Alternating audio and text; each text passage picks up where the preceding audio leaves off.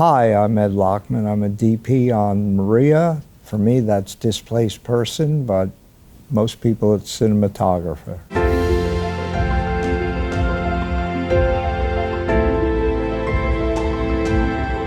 This party was a business strategy, but then I fell in love.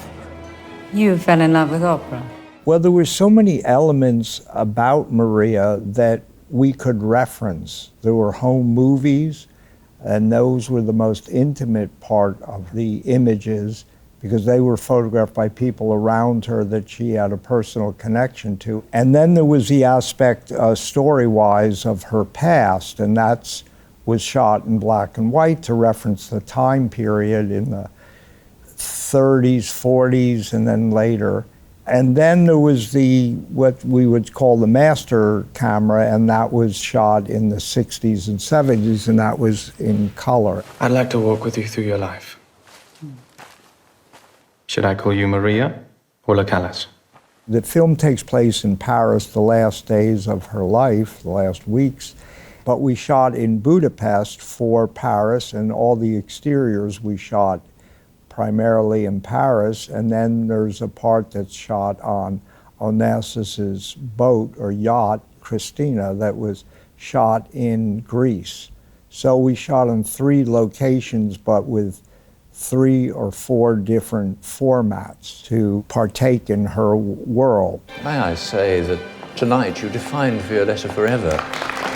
You are Violetta. The scene I chose today was actually a scene in black and white, which would have been her memory of when she met Onassis at a party. And what was interesting is a lot of times Steadicam shots can be like overused, but I felt Pablo used it in a very intricate way in the sense of the film is really about an opera about Maria Callas. And so the master shot, the way the audience would view the film is through a moving proscenium. There were a lot of moving shots in the film on a 15-foot techno crane and outdoors and with a 45-foot techno crane. In this scene, I call it a moving proscenium. It's like we're putting the audience in their seat at an opera watching and letting them reflect on what they're looking at. It's giving the credibility to the audience to participate with the image. And that's why I felt this was a great demonstration of how to use a moving camera and a Steadicam shot. You see how Onassis meets her in this gathering and takes her away. Excuse me, sir. May I borrow your wife just for a few moments? I think there is a cue. Oh, I know cue.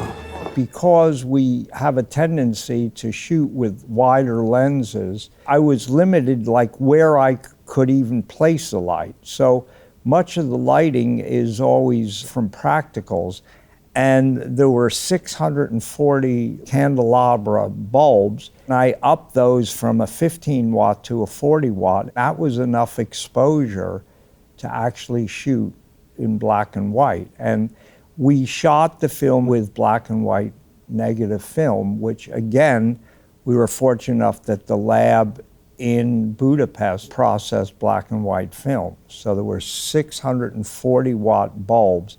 I did, in places over the chandelier, use they're called China balls. They're basically paper China balls that I could screw in a bigger light bulb, like 250 watt light bulb, to just up the wattage of the area. Cinematography is about point of view. Who are you telling the story through? We're obviously telling the story through Maria Callas. And so we follow her in this environment, and you feel, hopefully, what she might feel. Sometimes this thing happens, the thing that's happening right now. And what is the thing that is happening right now? The idea of what opera is it's a heightened reality. It doesn't use images as representational. It uses them as a metaphor for the storytelling, and it creates the emotions, as she even states in the film when she said, opera doesn't have to be realistic, it's about the emotion. That's what I tried to do in the color and in the movement of the camera, was create a heightened reality in the storytelling. And the way Angelique played the part is we don't actually know what she could have really thought, but we see representations of that. And that, I think, is what's the strength of the film, is that it shows the emotion that she's going through. Medicine cabinet is unlocked. You can throw it all away. That is not what the doctor told us we should do. We shot with a Steadicam 3 perf, and the lenses I used were the Ultra Baltars, the lenses that I developed for El Conde. They were the original glass made in the late 30s for actually black and white films like Magnificent Ambers, part of Touch of Evil, later in the 50s, and even there was 1 or 2 of those lenses used in Citizen Kane. They're not multi-coated like later lenses. They're only a 6-element design. I thought they would give a period feel to it. And the other advantage of shooting on film over digital for me and for Pablo is that there's a random grain, and the way I find exposure works in negative. It's a 3-layer RGB, and it's like an etching. There's a depth to the image that you don't get when it's pixel fixated on one plane. It's subtle, but you feel there's a difference in the depth of the image. That's why I think people always want to shoot, wide open and with very little depth of focus, so they feel like the out of focus part of the image gives them depth. But for me, I just see it as digital. And then the other aspect, the important aspect, is the color. Colors are represented differently digitally than in film. Film is like oil paint, and digital is like watercolor. And I'm not saying that all films have to be shot on film. I think it depends on the film. For this film, because we're referencing different time periods from the 30s to the 70s, was important that we shot on film to represent the world that she was part of. My point about the color is, if you have cool color coming from the window and you're shooting tungsten film, warm film,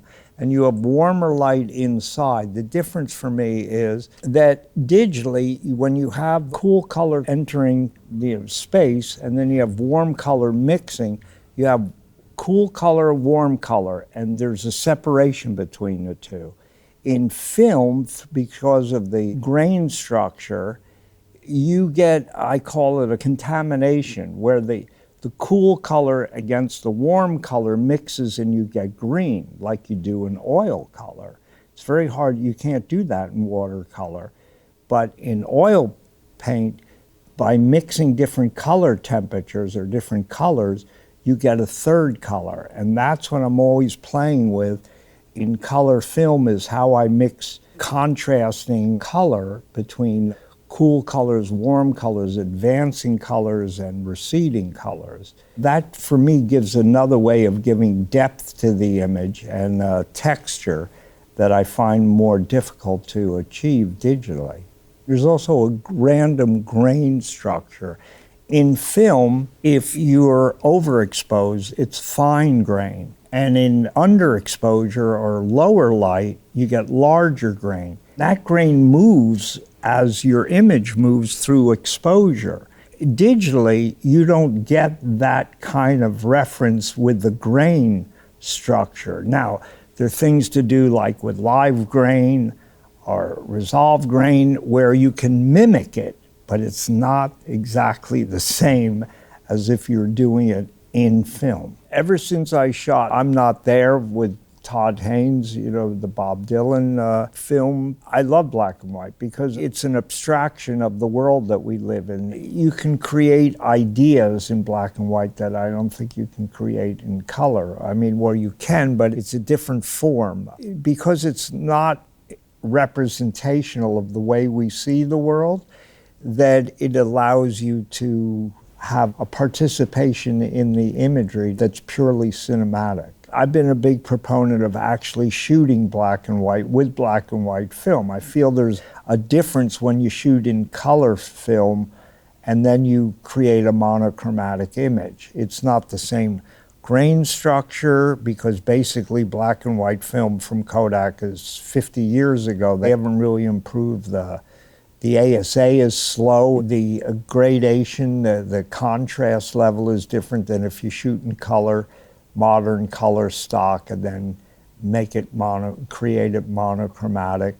So the grain structure is different, the contrast is different, the exposure latitude is different. All those limitations allow you to be in the world of black and white in another time period. That, for me, is interesting, to shoot with film stock that forces you into another time period. I do a lot of post work in the sense of the color timing. The color timing is, essential to me, that it represents what I was trying to do on the set. I don't like to try to recreate something differently than we already imagined on the set, because it's a lot of time and money to try to alter that, but it's never really the same. What I could implement with the DI, the digital intermediate, is some of the later times in the day, the dusk scenes. I could enrich the blues for the dusk. In Paris at this time, as a lot of the tungsten lights are now LED lights. I went in and tried to implement the LED lights more like tungsten lights with a warmer tone against the coolness of the dusk. When there's a scene where she's walking across a bridge at dusk, almost night. The script is one thing in a storyline, and then the process of shooting is another, and then the editing is the third, And then the fourth, the most important, is the audience completes your film. It's very important to sit in different screenings and see how an audience responds to the footage.